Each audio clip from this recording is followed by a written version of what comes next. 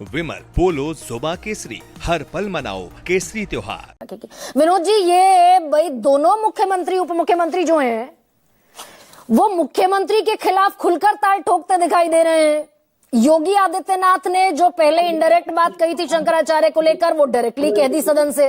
ना योगी आदित्यनाथ अपने बयान से और अपने स्टैंड से हटने को राजी, और दो उप मुख्यमंत्री आकर खड़े हो गए बिल्कुल मुखालिफत में। कैसी तस्वीर है ये उत्तर प्रदेश की? गरिमा जी, ये भारतीय जनता पार्टी का आंतरिक संकट है। अच्छा, अभय जी तो इसको बहुत दार्शनिक उसमें धरातल पर ले गए पूरी लड़ाई को, और महेश जी और रोहित जी बचाव नहीं कर पा रहे थे, मैं देख रहा था, क्योंकि इनडिफेंसिबल का को डिफेंड करना बड़ा मुश्किल हो जाता है, लेकिन प्रवक्ता है, उनकी मजबूरी है। सर केस तो इनडिफेंसिबल ही है ना? नहीं भाई, अब आप बताइए, दो उप मुख्यमंत्री का स्टैंड अलग है, मुख्यमंत्री का अलग है, तो पार्टी प्रवक्ता क्या करेगा?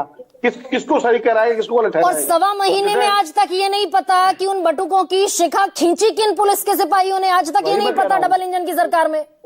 वही मैं कह रहा हूं कि सुविधा की राजनीति है ये। जब जरूरत पड़ती है तो शासन तंत्र जो है इतना सक्रिय हो जाता है कि वो मस्जिद के अंदर से मंदिर खोज लेता है ना? और जब जरूरत नहीं है तो महीना हो जाए, 6 महीने हो जाए, साल भर हो जाए, ये पता नहीं लगेगा किसने शिका की थी। सर यानी योगी आदित्यनाथ इस बात की जरूरत महसूस ही नहीं कर रहे हैं कि शंकराचार्य पर, बटुकों पर जो हो गया उस पर उन्हें किसी लीपापोती की जरूरत है। वो खुलकर अपने स्टैंड के समर्थन में। नहीं तो योगी जी को आप जानते हैं, योगी जी का स्वभाव है कि एक बार जो स्टैंड ले लेते हैं उससे पीछे कहां हटते हैं। तो ये उनकी यूएसपी है, यही उनकी विशेषता है, इसीलिए वो योगी जी है, इसीलिए हिंदुत्व के पोस्टर बॉय हैं कि वो अगर पीछे तो वो तो नहीं पीछे हटेंगे। और दूसरी तरफ अब अमित शाह जी ने नाम नहीं लिया, लेकिन कहा कि हिंदू धर्म का जो अपमान करेगा वो राजी नहीं कर सकता। और ब्रजेश पाठक जी और केशव प्रसाद मौर्य जी, इन तीनों के सुर एक है, योगी जी का सुर अलग है। तो भारतीय जनता पार्टी में अगर अलग अलग सुर है तो इसके दो मायने हैं। पहला तो ये है कि एक डैमेज कंट्रोल की एक्सरसाइज है कि भाई ठीक है, योगी जी की सरकार ने, इलाहाबाद के प्रशासन ने, प्रयागराज के प्रशासन ने जो कर दिया, अब उसको किस तरह डैमेज कंट्रोल किया जाए। जो हिंदुओं में, ब्राह्मणों में, सनातन धर्मियों में जो नाराजगी है उसको कैसे उसका परिमार्जन किया जाए, उसके लिए दोनों उप मुख्यमंत्री आगे आ गए। एक तो ये है।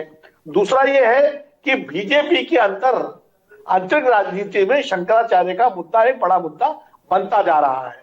और जो देखिए, दोनों मुख्यमंत्री, उप मुख्यमंत्री पहली बार थोड़ी योगी जी के सामने आए हैं। 2024 के लोकसभा चुनाव के बाद बार दोनों आगे केंद्रीय नेतृत्व से योगी जी को और मैं जिस सवाल, हाँ बिल्कुल आप विनोद जी ठीक कह रहे हैं, लेकिन मैं जिस सवाल का जवाब आपसे पूछना चाहती हूँ वो ये कि योगी क्या मिसकैलकुलेटिव तरीके से आगे बढ़ रहे हैं? भाई अगर डैमेज मान रही है पार्टी, और डैमेज कंट्रोल के लिए अमित शाह को, पंकज चौधरी को, केशव प्रसाद मौर्य को, ब्रजेश पाठक को आगे आना पड़ रहा है, यानी डैमेज मानकर चल रही है बीजेपी, तो उस डैमेज को योगी आदित्यनाथ समझने को तैयार नहीं है, या फिर उनकी नजर में डैमेज है ही नहीं? नहीं, योगी आदित्यनाथ जी अगर मान लीजिए इस मुद्दे पर नरम हो जाते हैं तो उनकी अपनी छवि डैमेज हो जाएगी। उनकी जो छवि एक कड़क नेता की है, एक ऐसे नेता की है जो अपने स्टैंड से पीछे नहीं हटता, अगर वो इस मुद्दे पर नरम हो जाए शंकराचार्य जी से। नहीं, लेकिन हिंदुत्व की भी तो छवि है ना सर, हिंदुत्व की, भगवाधारी की, संत की, महंत की भी तो छवि है। हाँ, तो महंत की छवि है, सत्ता, लेकिन मुख्यमंत्री भी है, तो वो महंत की छवि में योगी जी, दरअसल मैं बार बार यही कह रहा हूं कि योगी जी के स्वभाव को समझिए। वो मतलब अपने कदम पीछे खींचना उनके स्वभाव में नहीं है, और इसलिए वो तो हिंदुत्व के, वो एक समानांतर सत्ता हिंदुत्व की उन्होंने स्थापित कर दी है। और वो सत्ता वो है जिसमें शंकराचार्य, महंत, महामंडलेश्वर वो एक तरफ, और योगी जी की सत्ता एक तरफ। वो राज सत्ता और धर्म सत्ता दोनों का एक समन्वय है उनके साथ। तो उत्तर प्रदेश के आने वाले चुनाव में सर, उत्तर प्रदेश के जो आने वाले चुनाव है 2027 के, उसमें योगी अलग थलग दिखाई देंगे, और बीजेपी क्या इस हालत में है कि उन्हें सेग्रीगेट करके उत्तर प्रदेश के चुनाव जीतने की दिशा में आगे बढ़े, योगी को साइडलाइन करके? यही तो बीजेपी की दुविधा है, यही असमंजस है। हाँ। वो योगी जी को ना तो बाहर कर सकती है, और ना योगी जी के बढ़ते हुए का जो उनका जो तेज है, जो उनका प्रताप है, उसको भी नहीं झेल पा रही है। और कोई ये कहने की भी स्थिति में नहीं है कि भाई आपसे दरअसल हिंदुत्व पर ये गलत मूव हो गया, इसको डाइल्यूट कर दो। दिक्कत यही है कि इसीलिए बीजेपी का केंद्रीय नेतृत्व तो बिल्कुल खामोश है। देखिए, नड्डा जी अध्यक्ष थे, उनका कोई बयान नहीं आया। नितिन नवीन जी नए अध्यक्ष बने, उनका कोई बयान नहीं आया। मोदी जी तो इस मामले में बोले नहीं, अमित शाह जी ने इनडायरेक्टली एक टिप्पणी की है, ठीक। तो केंद्रीय नेतृत्व भी असमंजस में है। असमंजस में है प्रोफेसर महेश वर्मा, ये 27 में बहुत, ये दरअसल ये असमंजस 27 में भारी पड़ने वाला है क्या? अमित शाह, केशव प्रसाद मौर्य, ब्रजेश पाठक का एक सुर, योगी आदित्यनाथ का बिल्कुल मुख्तलिफ अलहदा सुर। देखिए ब्रजेश पाठक जी जो है, सर प्रोफेसर महेश से सवाल है सर, प्रोफेसर महेश। देखिए विनोद जी राजनीतिक वैज्ञानिक है, उनके किसी बात के कहने से कोई चीज, कोई दृश्य जो है ऐसा बन जाए, या अभय दुबे जी के आज हृदय परिवर्तन देख के मुझे लग रहा था बार बार अपने कानों को हाथ लगा रहे थे। याद करिए कि मल्लिकार्जुन खड़गे ने कुंभ को लेकर किस तरह का बयान दिया, कितना बड़ा अपमान राहुल गांधी ने संसद के पटल पे की। तो हिंदुत्व को लेकर हम पहली बार इतिहास में शंकराचार्य गंगा स्नान किए बगैर लौट गए हिंदुत्व की सरकार में, ये किसको जाएगा डिस्क्रेडिट?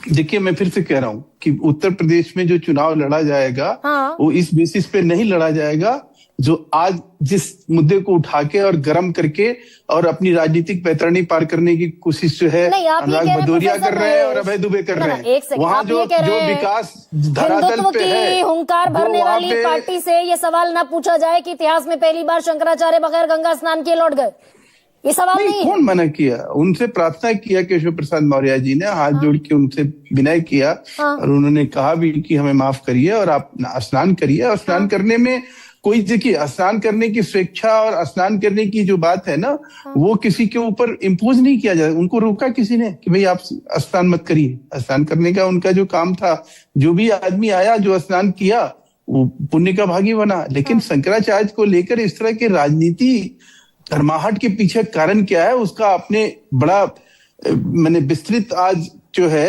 हमारे विपक्षी मित्रों के द्वारा भी करवाया और हमसे भी समझने की कोशिश करी। अच्छा, मतलब कुल मिलाकर प्रोफेसर महेश आखिरी सवाल का जवाब दीजिए ना।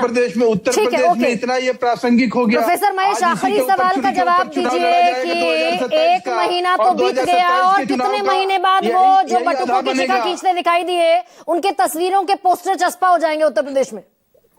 देखिए मैं फिर से कह रहा हूँ, कब तक हो जाएगा ये तो बता दीजिए। नहीं, जो कानूनी प्रक्रिया है उसमें किसी भी तरह से कोई भी चीज मैं आपको स्पष्ट कर दूं, ये कोई भी छावनी में ले जाकर बटुकों को मारा पीटा किसने? मैं फिर से कह रहा हूं, उनके पोस्टर कब तक जारी हो जाएंगे? सुप्रीम कोर्ट ने कुछ मामलों में इस तरह से चीजों को भी किया, जैसे बुलडोजर एक्शन होता था। कई बार लोग अचानक जो है अति उत्साह में जाकर जो है कुछ गलत कर देते थे तो उसके ऊपर रोक लगता था। उसके ऊपर कहीं ना कहीं सुप्रीम कोर्ट ने एक अपनी गाइडलाइंस तय की। इसी प्रकार से अगर कोई शासन प्रशासन या कोई सिपाही, जैसे रोहित जी कह रहे थे कि किसी ने अगर कोई इस तरह से अनदेखी करी है या उसके आचरण में कहीं वो चीज नहीं है जो एक मर्यादित होनी चाहिए, तो उसके खिलाफ एक्शन भी होना चाहिए।